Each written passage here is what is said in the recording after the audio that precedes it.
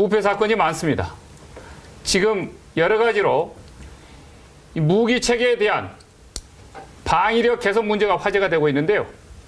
부실 무기 원인이 어디에 있는지 국방부가 방위력 개선비 11조 원과 전력 운영비 25조 원을 합쳐서 한 해 국방비만 36조 원을 쏟아붓고 있지만 이 군과 방산업체 간의 유착과 부실 운영 등으로 무기 획득 시스템의 고정이 나면서 국방 예산이 줄줄 새고 있습니다. 정말 통탄할 상황입니다. 군 전문가들은 이에 대해서 방위사업 담당자와 군 출신 방산 종사자들의 무책임과 부패에 따른 유착 비리 합작품이다. 이렇게 비판하고 있는데요. 이 같은 부실 장비로 작전이나 전쟁에 임할 경우에 돌이킬 수 없는 파멸을 초래할 수 있다는 점에서 안보 위기를 스스로 지금 부패한 군들이 자초하고 있습니다. 국민의 생명과 안보를 위협하는 이런 국방 비리에 대해서 도대체 어떻게 처벌을 해야 될 것인지, 엄단해야 될 것인지 저희들이 잠깐 짚고 넘어가겠습니다. 자, 어떻게 봅니까, 이 문제를? 예, 그동안에요. 우리나라가 이 남북 대치하고 있다 보니까 이 군이 굉장히 많은 예산을 써왔죠. 네. 뭐 전체 이 GNP의 뭐 한 10% 정도를 갖다 국방 예산, GNP가 아니라 예산의 10% 정도를 이 국방 예산에 써왔는데 거기에서 이제 많은 문제가 나타났습니다. 육해 공군이 서로가 경쟁적으로 신무기를 개발하고 도입해야 된다면서 앞장을 서왔죠. 네. 그렇게 해서 이제 이 국방 예산의 상당한 부분이 이 방위력 개선이라 해서 신무기 사업에 동원이 되는데 네. 이것이 결국은 진짜 신무기의 경쟁력을 향상시키기보다는 부패 유착 구조, 방산 산업계와 안 그럼 도입 과정에서 부패 유착 이런 부분하고 연결돼 가지고 실제 우리가 필요한 전력을 전혀 확보하지 못하고 있는 쪽으로 가고 있다는 겁니다. 네. 제가 2010년 10월에 있었던 그 연평도 사건 때요. 이 한국이 자랑하는 그게 뭡니까? K9 자주포 아닙니까? 네.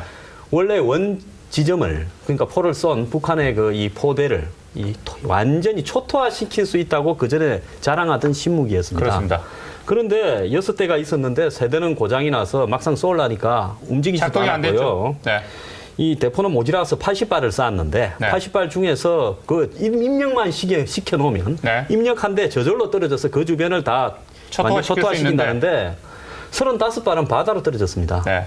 그리고 45발만 떨어졌는데 45발 중에서 14발인가는 그 주변 논밭에 갔고요. 네. 북의 포대에 단 한 발도 근처에도 안 갔어요. 네. 자, 대한민국이 자랑하는 신무기가 전시에 제대로 작동을 한다는 것을 작동하지 않는다는 것을 네. 보여준 아주 싱싱한 사례입니다.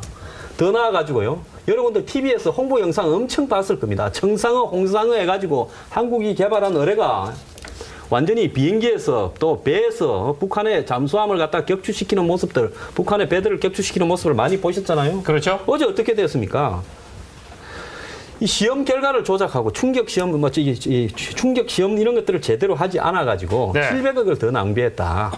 그래서 뭡니까 명중률을 높이기 위해서 명중률이 높아질 때까지 발사 부분을 조정했다 이런 어떤 보도도 나오지 않았습니까? 네. 그래서 이 대한민국의 이 국방력 정강 사업이 실제로는 이 방위산업체나 외국의 군수업체들을 좋은 일을 시켜주고 네. 그 과정에서 이 방사청이라는 체계를 노무현 정권 때 독립시켰잖아요. 네. 이것이 전문성을 강화시킨 것인지 네. 오히려 부패를 더 심화시킨 것인지 부패 전문성, 네, 비리 제가 전문성을 지난번에 강화시켜주고 있는 것 이야기했지 같지 않습니까? 지금? 화표전자, 통영함, 그리고 F-16 정강 그 전력 정강 사업 예. 이런 부분에서 전부 다 실패했다고 육해 공군에서 이야기하지 않았습니까? 네. 그래서 대한민국의 군의 부패를 청산하지 않고요. 저는 이 방위력 정강 사업이 제대로 될 수 없다라고 생각하기 때문에 네. 군의 전문성을 빙자한 이 일종의 카르텔이나 네. 부패 유착 네트워크를 철저히 청산하고 그 다음에 방위력 정강을 해야 된다고 봅니다. 자, 지금 우리가 이 군피아를 보고 있는 것 같아요. 부피아 어떻게 보십니까? 아니, 그 군인 출신들이 방위산업체 가서 내려가니까 완전히 군피하죠. 네. 아, 정말 앵커께서 좋은 주제를 선정하셨는데, 아니, 광개토 대항함이 다른 함을 지지하는데 486, 16메가바이트 쓰는 486 컴퓨터 쓰고 있다잖아요, 지금. 그런 데다 돈을 써야지. 지금 여기서 돈이 줄줄 새고요. 저는 엊그저께 TV조선 보도 보고 깜짝 놀랐는데, 아니, 잠수보다는 잠수함이 있답니다, 우리 해군에. 네. 그게 말이 됩니까? 그런 데다가 돈을 써고 그 군비 개선을 하는 데 써야죠. 네. 군피아 말씀하셨는데요. 네. 그 황 소장의 군개혁 정말 그 일리가 있습니다. 최근에 통계를 보니까 네. 중령 이상의 그 전역 그 장성들이 장교 장성들이 40% 이상이 그 뭐 방산업체 취직을 한다고 그럽니다. 네. 중령 이상이면은 연금이 한 300만 이상 되는 사람들인데 네. 정말 그 비도덕적이죠. 뭐 또 가가지고 군피아로 연결돼가지고 이러다 보니까 뭐 계속 그 무기 뭐 체계는 거의 고가 아닙니까? 네. 그 떡고물도 많이 생기고 예. 연금도 받고 뭐 또 그 자문료도 받고 이런 그 군피아 근본적으로 이제 개선할 때가 안 됐나 싶습니다. 저희들이 봤을 때 이런 거야말로 대한민국 국방을 침식시키는 이적이다 이런 생각이 들 정도로 참 분노심이 떠오르는데요. 세월호 참사로 인해서 안전사고는 어떻게 보면 관피아가 사실 주 원인이 됐고 지금 어떻게 보면 안보 이 거대한 참사는 또 군피아가 그렇게 되면 관피아가 됐건 군피아가 됐건 전부 부패가 문제인데 대통령이 이런 문제를 안전공화국, 안보공화국을 만들기 위해서 어떻게 처리하는가 저희들이 좀 지켜봐야 될 것 같습니다. 오늘 네 분 대단히 감사합니다.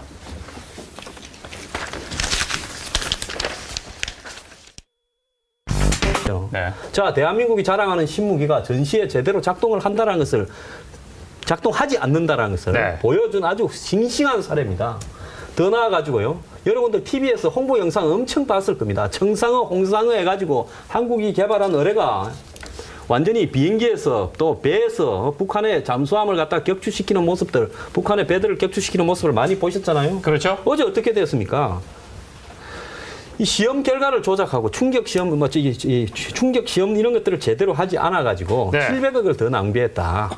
그래서 이 뭡니까 명중률을 높이기 위해서 명중률이 높아질 때까지 발사 부분을 조정했다 이런 어떤 보도도 나오지 않았습니까? 네. 그래서 이 대한민국의 이 국방력 정강 사업이 실제로는 이 방위산업체나 외국의 군수업체들을 좋은 일을 시켜주고 네. 그 과정에서 이 방사청이라는 체계를 노무현 정권 때 독립한 산업계와 안 그럼 도입 과정에서 부패 유착 이런 부분하고 연결돼 가지고 실제 우리가 필요한 전력을 전혀 확보하지 못하고 있는 쪽으로 가고 있다는 겁니다. 네. 제가 2010년 10월에 있었던 그 연평도 사건 때요. 이 한국이 자랑하는 그게 뭡니까? K9 자주포 아닙니까? 네. 원래 원 지점을 그러니까 포를 쏜 북한의 그 이 포대를 완전히 초토화시킬 수 있다고 그 전에 자랑하던 신무기였습니다. 그렇습니다.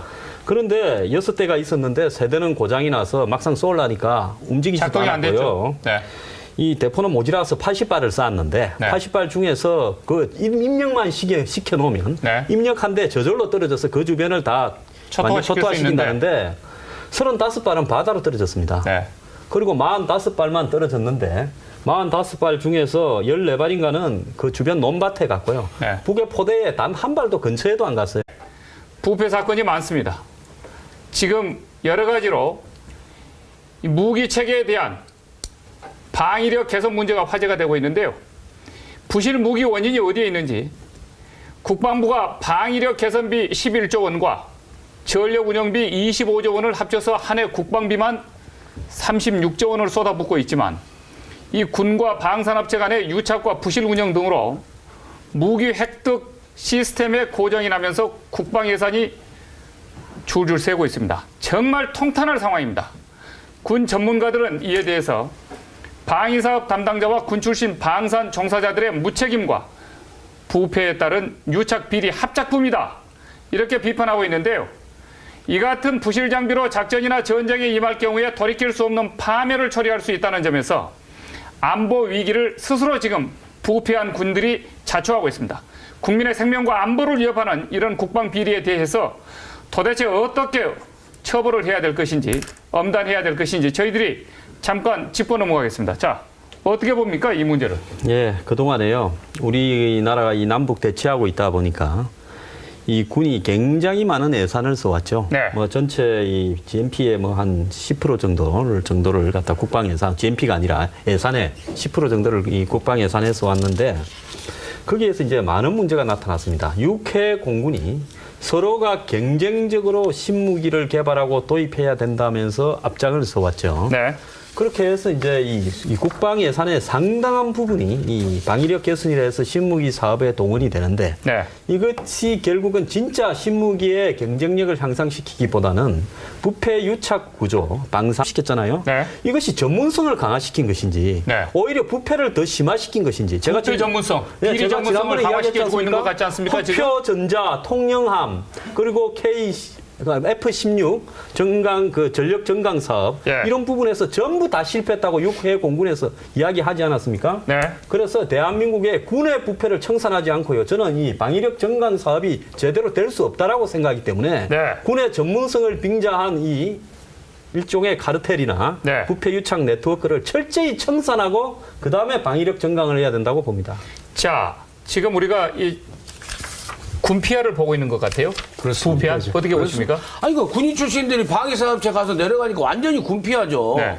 아 정말 앵커께서 좋은 주제를 선정하셨는데 아니 광개토 대왕함이 다른 함을 지지하는데 486 16 메가바이트 쓰는 486 컴퓨터 쓰고